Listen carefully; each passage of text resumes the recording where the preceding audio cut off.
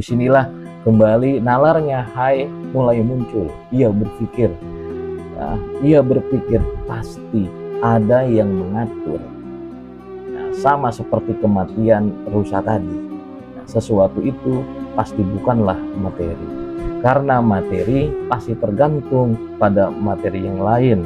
Dalam penalaran Hai bin Yaqzan, sesuatu itu kemudian yang dalam filsafat Islam dikenal dengan wajibul wujud. Hai sampai pada pemikiran itu bahwa sesuatu itu mestilah imateri, dan imateri itu yang dalam filsafat Islam kemudian disebut dengan wajibul wujud, yang wujudnya tidak bergantung dan justru menjadi sumber bagi keberadaan yang lainnya.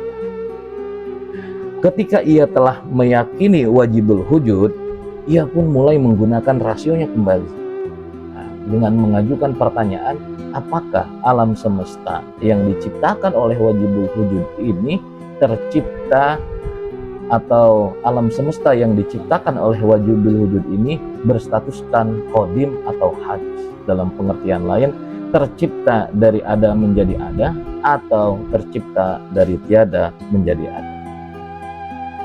Kemudian ia mendapatkan pengetahuan dari hasil berpikirnya bahwa semua ini pastilah sesuatu yang baru, karena sebagaimana faktanya semuanya mengalami perubahan. Matahari yang di siang hari bisa menerangi kemudian dia berubah ketika malam harinya, dan seterusnya.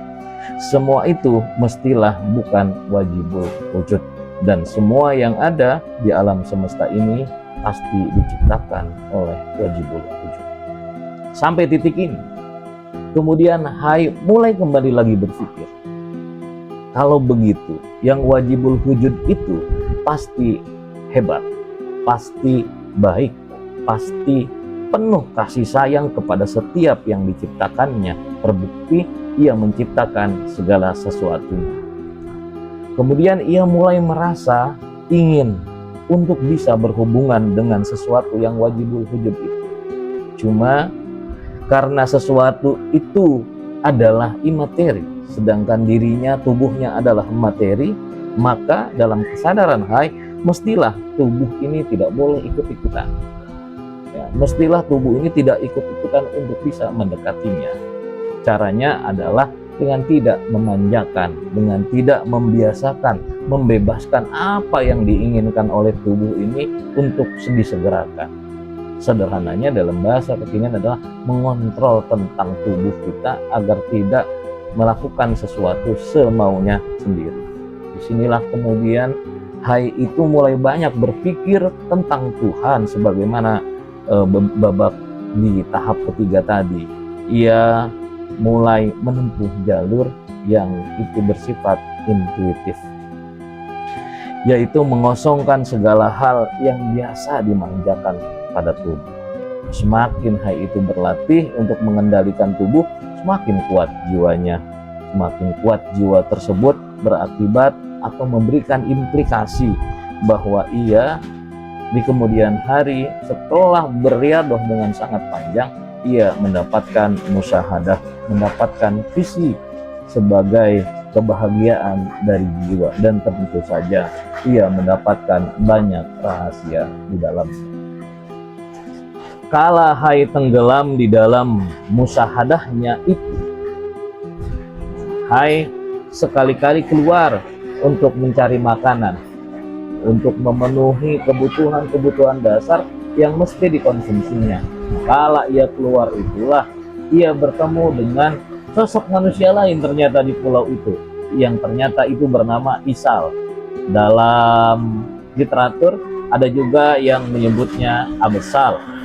Isal datang ke pulau itu untuk mengasingkan diri, ya, dalam mempelajari hakikat daripada ajaran agamanya.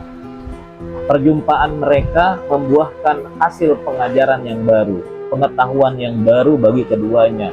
Isal mengajarkan Hai berbahasa manusia, karena Hai sepanjang hidupnya di dalam pulau tersebut tidak mengenal bahasa yang biasa digunakan manusia. Termasuk di dalamnya Isal mengajarkan tentang cara membaca dan juga menulis. Setelah kemampuan itu diperoleh oleh Hai, masing-masing dari mereka bertukar cerita tentang pengalaman hidupnya masing-masing. Dan Isal bercerita bahwa ia adalah seorang sahabat raja, dan rajanya itu adalah seorang penganut agama yang sangat taat. Seseorang raja itu yang bernama Salaman.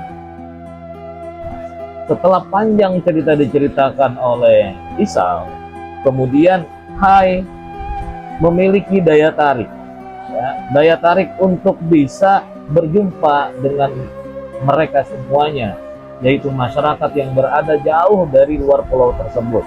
Hai yakin bahwa ia bisa melakukan sesuatu, yaitu menuntun mereka untuk memperoleh pengetahuan yang benar, keberuntungan dan kesuksesan sebagai hasil daripada proses riadohnya dia selama ini. Ternyata saat mereka Hai dan Isal pergi dari pulau mendatangi masyarakat yang jauh daripada pulau tersebut, ternyata jauh panggang dari api. Ya, mereka semua tidak mampu memahami apa yang disampaikan oleh Hai. Bahkan mereka cenderung memusuhi Hai, dan sebagai dampaknya Isal juga menjadi termusuhi. Akhirnya Hai putus asa. Nah, karena apa? Karena harapannya tidak sampai di masyarakat itu. Kemudian Hai dari proses tersebut melihat dan menyaksikan bahwa begitu kompleksnya persoalan di dalam masyarakat. Makanya Hai membagi masyarakat menjadi beberapa golongan.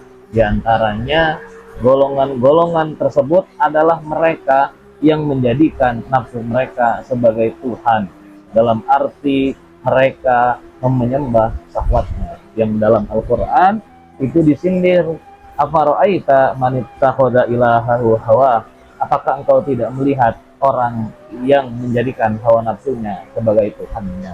Mungkin mereka menyembah Tuhan, tapi sebenarnya yang sedang mereka sembah adalah dirinya sendiri.